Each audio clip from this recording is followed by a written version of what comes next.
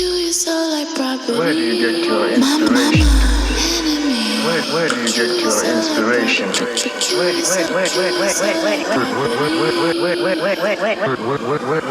Where do you get your inspiration to? You are watching Audiotree Live. It is April 13th, 2023, and I'm your host, FINGY. Yo, I'm really gonna need you to subscribe to this channel because you're gonna feel like Boo-Boo the freaking fool if you miss out on these insane sessions like the one we have today. With that, we're also on all streaming services, Spotify, Apple Music, Tidal. Pick your poison, tap in, on the go. But with that being said, I know I always say, I'm so stoked to have in the studio today, but genuinely, I am so fucking stoked to have in the studio today powerhouse producer, composer, vocalist, sound designer, audio engineer, multi-instrumentalist, multimedia artist, student of Black underground sound and intention. We have Cleo Reed. So whenever you're ready, my friend, take it away. Mama.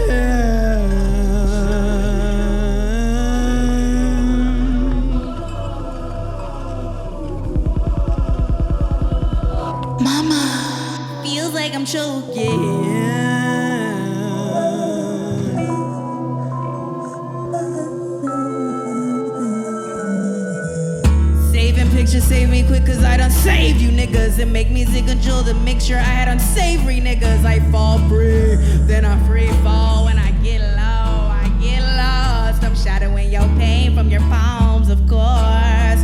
So I guess that I'm the root cause. I guess that I'm the root cause. I guess that I'm the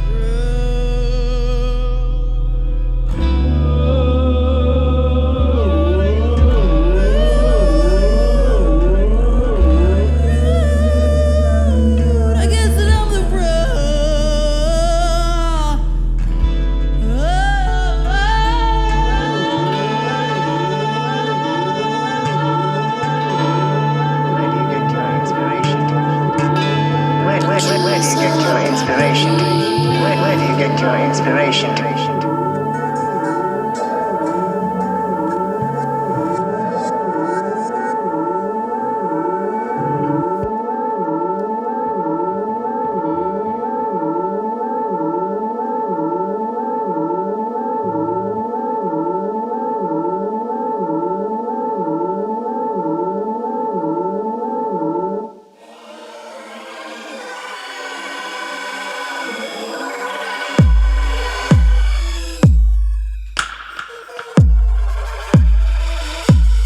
Peculiar soul like property. Mama.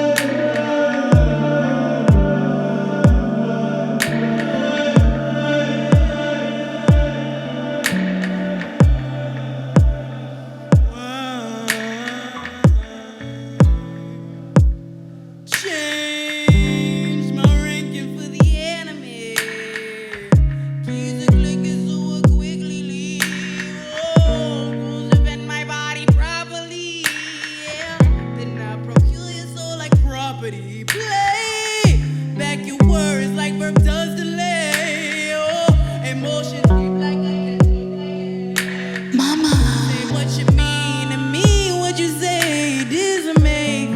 devour you a cowardly. I pray, oh, I'm too pretty, baby, for you. You, there's games we play and there's smiles showing through. Miles away, miles away.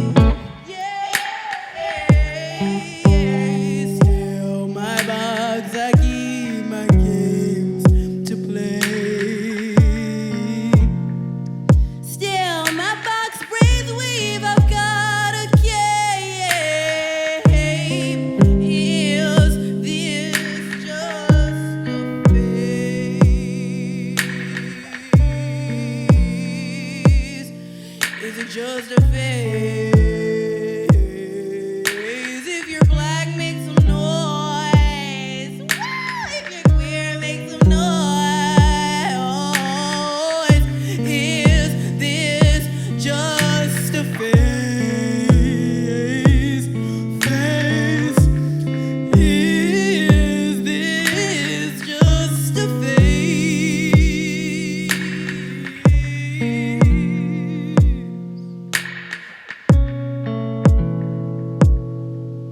Mama.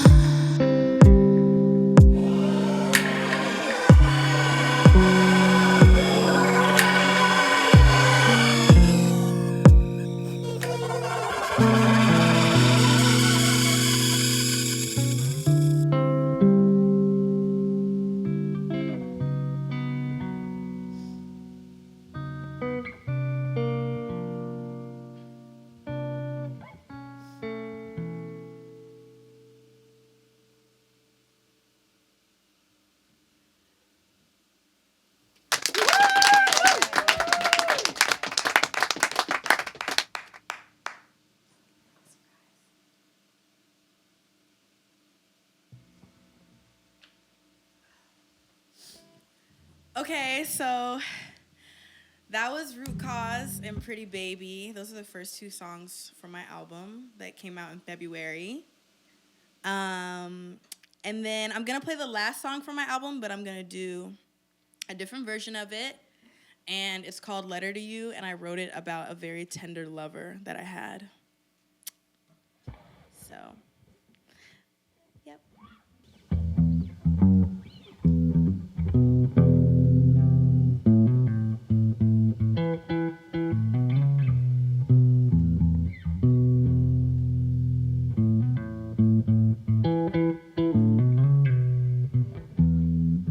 Open your eyes like you're searching for something.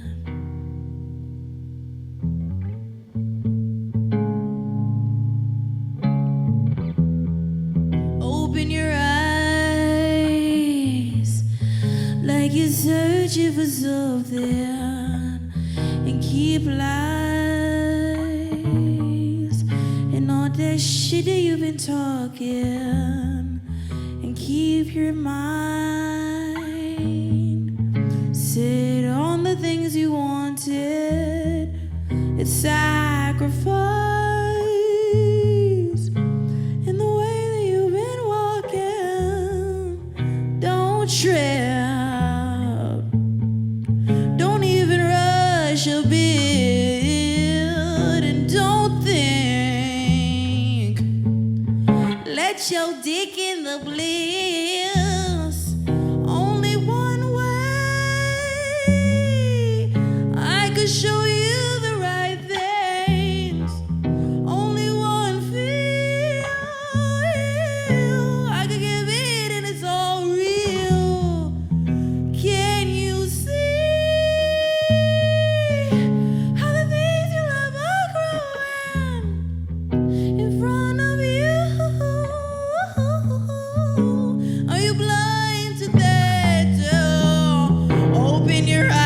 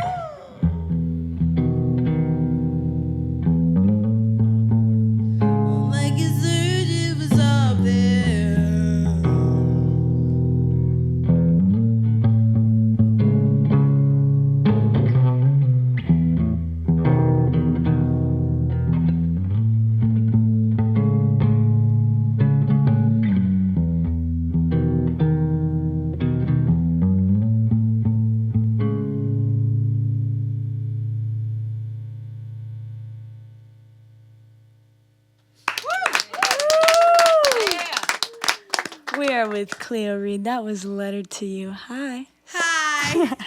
How you doing? You feeling good? Vibes are Yes. set? Yes, I like that. So, like you said, this was off of your debut project, Root Cause.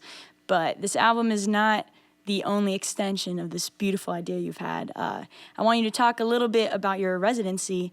You did exhibition or performance of Root Cause, the Black American Circus. And I want to know more about that because I only saw it on Instagram. I felt super out of the loop. I couldn't stream it. I couldn't watch it. Yikes. But I saw the stories. I was tapped in that 24-hour period, and it looked awesome. I want to know a little more about that and what that was all about. Okay, so, well, thank you. Thank you for having me. Of course. And I would say my relationship to the circus really stems from a lot of notions that I felt like exploring in this album. I was exploring the body as a spectacle, like my body as a spectacle, what it meant for my artistry to be focused on me as the center of the work, and how I was kind of dealing with that for its all that it has to offer, I guess. And in regards to the circus in particular, I have roots in the American South. My mom is from Texas. My mom's family's from Texas, hundreds of years back. They're like very hardcore. And I have a really immense amount of gratitude for like their ancestry and like what it has provided me, not only spiritually, but also just contextually. Like there are texts about them that I can read and go back to. There are photos that I have. There are so many firsthand accounts that I have about what their experience was like 100 years ago. And when I think about where artists like me, like queer artists, Black artists who were performing outside of like the conventional aesthetic that Black people were being provided at that time, I think about the circus. And so that's how I came into like the concept. And I just really wanted to recreate a 1910 circus and use electronic music and like have a tuba player and like wild out basically. And I only had 2 weeks to do it, and we did it, and it was amazing, and I want to do it again. And it was so much fun. So that's definitely something that I'm thinking about showcasing. I could see it like being in a museum one day or whatever, but we just did this really immersive project where the concept was about me and my shadow. So like I was wearing a 1910s Pierrot style costume that I sewed myself, and then I had a shadow who was wearing the same costume in inverse colors, and I had a white heart on my face and they had a black heart on their face. And this piece, it's kind of like a play. I developed this consciousness about the fact that I have a shadow. I become aware that I have a shadow. And you kind of see me as the fool, kind of grow close with the shadow, but also feel this discomfort. And it's in front of an audience, and that adds another level of like meaning to the work. So that's how that came about. Yeah. I think it's cool that you're acknowledging the fact that a lot of us don't like to acknowledge, that we all carry our own shadows, and to instead make a space for it to exist in your own reality and learn to work with it rather than run from it is really cool. This sounds like this was kind of your brainchild, something you got to direct, write, produce, all of that. Yeah. And like I said, multimedia artist, you're sewing this. I'm sure you did the makeup as well, because I know you did that look today as well. I had help. I had a few technical difficulties, okay? Like, no. My friends helped me, yeah. Okay. And my friends helped me with the costumes, too. I do nothing. I mean, I can do a lot of things, but I do nothing alone. Beautiful. Nothing alone. Beautiful, as arguably it should be. And with that, you're in Chicago right now, not only to do this show, but something big and special. You worked with Derek Adams to produce and project our infamous Art on the Mart that's going on. And this was more so, it sounded like something you took direction from and then went in your own realm. I'd love to hear more about that as well. Yes. So, I mean, really, this feels so surreal. Like, this is my the Art on the Mark premiere tomorrow will be my first time that I've ever done a score, and then it'll be the first time that the score is public, and it's the first time working with a visual artist, and it's the first time working on an animation in any way. It's the first time narrating anything. So it's a lot of really new things, and what happened was Derek is really good friends with Dave Guy from The Roots, trumpet player, amazing composer himself.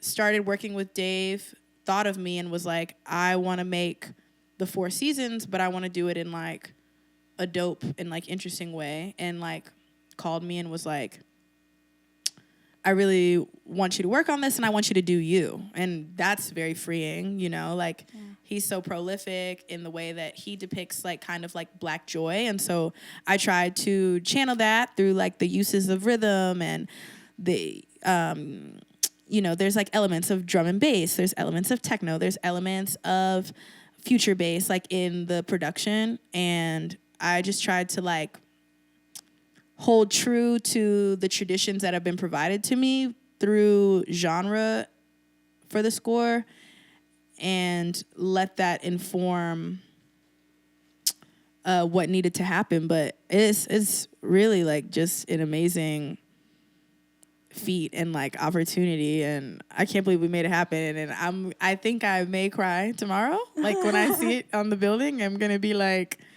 oh my goodness, what is going on? Yeah, man. I mean, you're making everyone from first timers to your ancestors to Vivaldi proud, and that is very moving. So with that, I'll let you continue to move us with your next piece.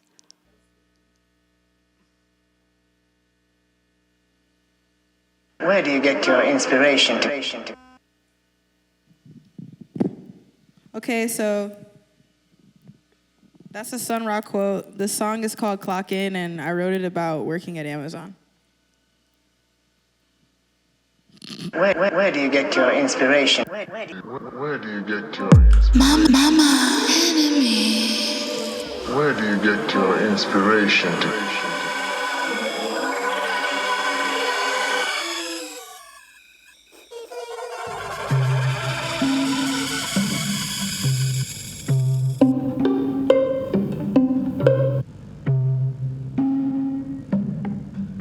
Where do you get your inspiration?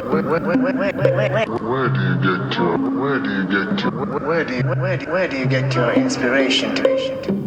Where do you get your inspiration?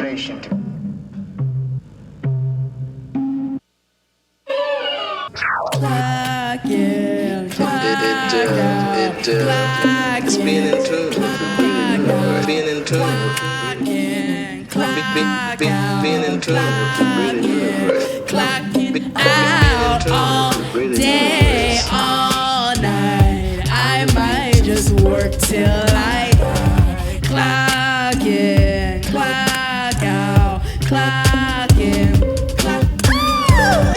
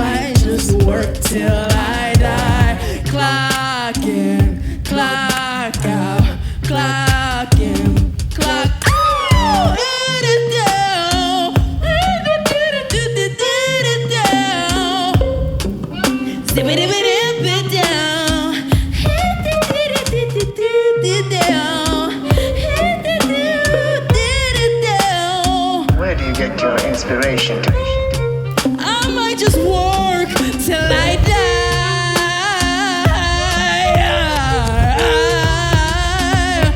Oh, I'll bang my head against the wall if I need to, and I'll shake my shit off in the mall.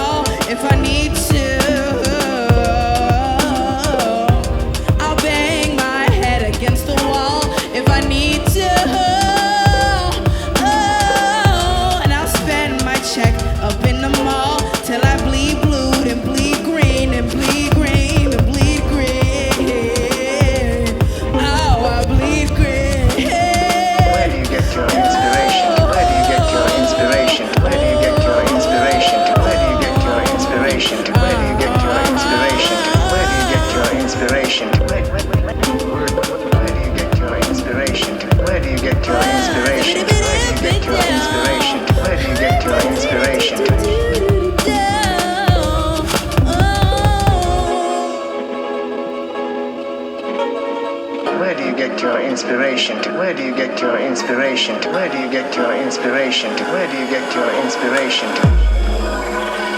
Where do you get your inspiration to? Where do you get your inspiration to? Where do you get your inspiration to? Where do you get your inspiration to? Where do you get your inspiration to? Where do you get your inspiration to? Where do you get your inspiration to? Where do you get your inspiration to? Where do you get where do you get your inspiration to?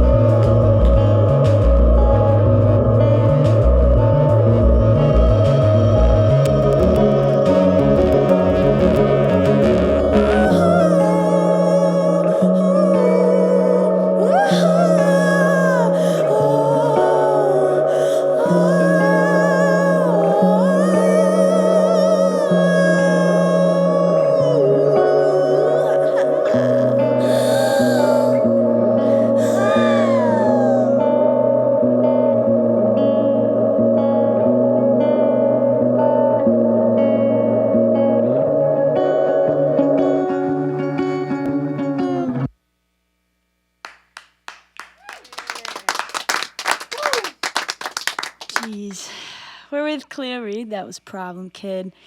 You know, you and I think know best. Digital music production is the wild, wild west. That rhymed. Anyways, whoa, you said, hey, digital music production is the Wild West. You have to hope that you will do it the best. But you're not like Cleo Reed. You know it's Cleo and Natalie. I just exposed my government on the live. Insane. Anyways. Insane. I digress. Keyword. Nuts. Ooh. Nah, but your sample play is fucking phenomenal, man. And I love how you integrate it throughout your set. You are known to be extremely creative in everything you do when it comes to approaching digital music production. And I wanted to talk about an opportunity you had. You got commissioned by the International Contemporary Ensemble to do a piece for them. So when I heard about this, I thought for myself, if I got this opportunity, screw my computer, I'm getting an 80-piece orchestra where I'm conducting, I'm doing all this. And your approach was like, oh, cool, I'm gonna use photo booth audio and voice memo audio. And that floored me because the idea to take on such a prestigious project and go into using accessible recording materials to produce something so grand was a concept that would have never flowed through my mind. So I wanted to know where that comes from, and being where you are as an artist right now and having the resources to really produce something to quote unquote high industry grade, what led you to want to do it this way? Oh my gosh, that's such a good question. So that commission comes out in June of this year. It's my first commission. Where can we listen to it? It's gonna be on the interwebs, I think. The ether. I think they're gonna put out like a documentary about it and all this stuff. So it'll be my first commission. I think I was the youngest person to get it. I got it when I was like 22, and I'm 24 now. So I've been working on this piece for like a grip. Yeah. In terms of like accessibility, I would say it comes from me knowing what I can provide creatively and what I cannot. And it doesn't mean that I am incapable of writing score. I'm trained. I can write score. I can do those things. But I think knowing like where I am creatively informed the way that I approach making the piece. Like there will be a score, but presented with alongside the piece, and as a reference for the players to play. But when I thought about making, I just thought like, honestly, my musical background started in orchestra as a classical percussionist. My musical schooling started that way, not listening to records in my parents' car. We weren't playing Vivaldi in the car, you know? But I would say that has informed the way I approach like making score so much. Like I think I just really want to ensure that I am not only aware of the knowledge in the worlds that I walk through as both a kind of underground performer, ear to the ground, and also my experiences with these very affluent musical spaces and walking between those. And I really wanted to ensure that the piece that I provide in this space is built to bring both of those spaces comfort and discomfort. So that's where I was going with that one. That's why I wanted to do that. That's awesome. And you've been producing for a while though. Like you said, you started as a classical percussionist, and we were talking earlier. And although you've been singing for a while, it kind of sounded like it was one of the later aspects in your artistic pursuit. I wanted to talk about the kind of producer to vocalist pipeline as opposed to the other way. A lot of people, especially more before the digital realm, started as like a singer-songwriter and went through there. But I wanted to kind of tap in and hear your thoughts on when approaching compositions and vocal compositions, being that you came from a percussive background, from an instrumental background, and then a production background, how that influence has shaped building your sound rather than approaching it strictly from a vocal performance. Do you mean shaping my vocal sound or just overall, like? Overall vocals, compositions, tracks, everything. Well, I'm very informed by rhythm. Like when I teach kids sometimes when I'm side hustling, I usually tell them genre is only rhythm. That's really just the true determinant of being able to just create versatility. I think in terms of like I think stepping into being a producer was a very natural step because I was being exposed to so many different genres and I was really absorbing them, you know, like learning how to play them and learning from like players, kind of like people who like, you know, if they play the blues, that's their thing, hardcore. That's what I do, you know. If they are into contemporary classical or music concrete, that's their thing. That's what we do. That's what I do, you know? And so learning from those people and never really feeling like I could be really, really great at one of them, because I've never considered myself to be very virtuosic at one particular discipline. When I was a kid, I thought, like, oh, I'm just not good at any of them. I was like, I'm just trying all of them out. But I didn't realize it adds up when you get older. But I think that kind of approach just naturally led me to being a producer. Because, like, I was like, oh, my God, I want to make a country song one day, and I want to make an R&B song one day, and I want to make a composition one day, and I want to, you know, like, I just was like, I want to do everything, and I don't want to have to wait on nobody. Like, that's literally, like, how it happened, right? Like, not just wanting to, like, be dependent on, like, another musician or, like, a mentor or, you know, anybody to just, like, help me get things done. I wanted to be able to do it, you know?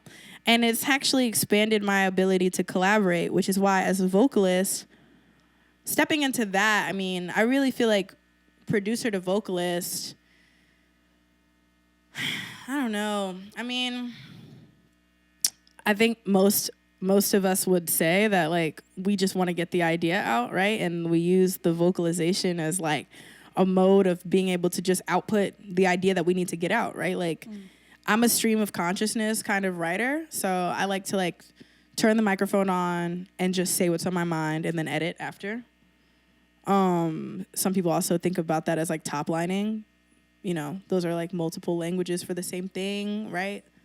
So I'm in that ritual when it comes to, like, my vocals. And when I thought about, I just had to get more secure in the kinds of vocalists that I listened to. I grew up on, like, really raw vocalists, like Bessie Smith, Kurt Cobain, Odetta, Ella Fitzgerald. Twinkie Clark, Karen Clark Sheard, like Fiona Apple. Like, those are, like, those were the Van Hunt, like, those were the kinds of vocalists that defined, like, my childhood and my upbringing. So I'm very influenced by those people. And I think that's where my tone came from. And then all the skill building came with just time and just wanting to be, and then just deciding, okay, like, fine, I'm a vocalist and I'll be better. Like, because I was like, I'm not a singer, I'm not a singer, I'm not a singer, I'm not a singer, I'm not a singer. Like, that's what I was on.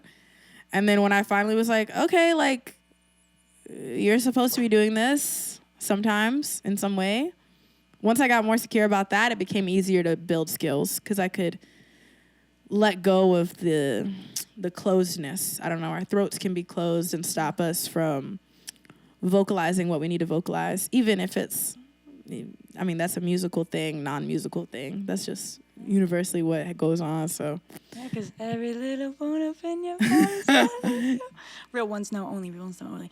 But no, that's really beautiful. And like you said, I think there's a lot to be said about committing to what you need to what you want to get done and what you know you can get done to get it done. And look where we are now. You're one of the youngest in all of these positions, and you're freaking murdering it. And it's inspiring, man. Thank you. Okay, well, with that, let's wrap her on up. Let's give him a couple more tunes before we say goodbye. So I'm going to do a couple more songs on guitar because I like guitar. I guess that's where I started with this thing, the songwriting part.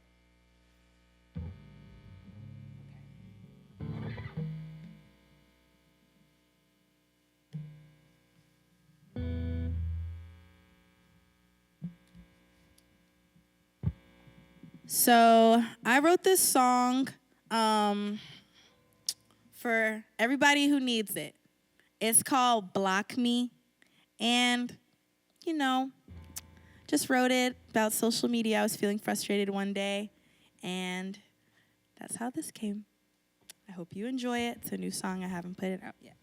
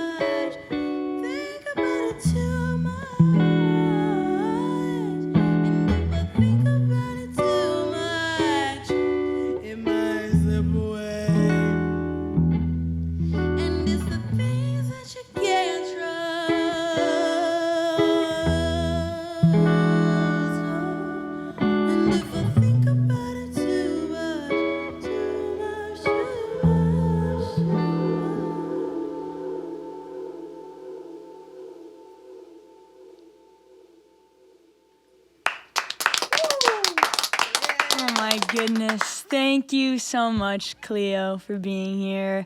Please make sure to stream Root Cause. If you're in Chicago, check out Art on the Mart. It's going down till July 5th. So if you want a nice little summer evening with your family, that's the place to be. Thank you to our crew for getting this done as always. And thank you guys so much for watching. We really couldn't do it without you. If you could subscribe, that'd be cool. If you can't, I don't know why, but okay. That's fine. And word to the wise, keep a lookout for this kid because the things we're gonna see. Anyways, this is also live now on streaming. So stream Root Cause, stream this on Spotify, Tidal, Apple Music, Amazon, whatever. And I think that's all I have to say. You wanna say anything before we say bye-bye? Thank you. Thank you. Thank you for having us. Thank us for having you. I don't know. Anyways, see you later. Bye.